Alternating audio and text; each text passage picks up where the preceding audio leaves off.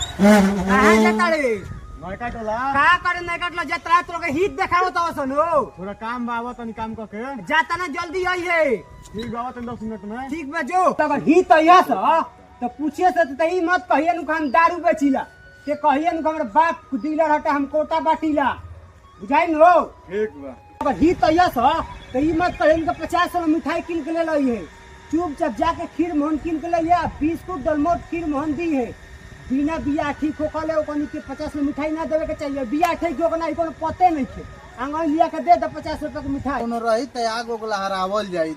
अरे तू हेजे बड़ा हम तेरा घरे से मर्द खोज के आ गुनी का हो अरे आज हमर लइकवा के देखे आवत से दुआरे पर रही ह ठीक बा हम दुआरे पर हम ई कहनी कहां के देखे आवत रसो एजे आरा से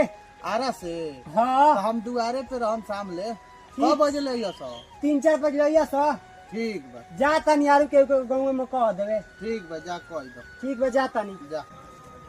हितवा तो सुन का बनी बनी का सेवई या चीनी किन के लिया दे पूरी या सेवई भुंजिया बना के दे दियारू का घेवड़ा का खियेबे मीट मछली ना बनी हमर लाल ना खियेबे बही छिला नहीं कमात गाड़ी फटम तू मीट मछली खियेबे अभी बिया ठीक होई कि नहीं कोनो जानम आई के अंग मीट मछली खिया दो ए मैं तू तो पुरांगे जे बनाई सुन करे लगल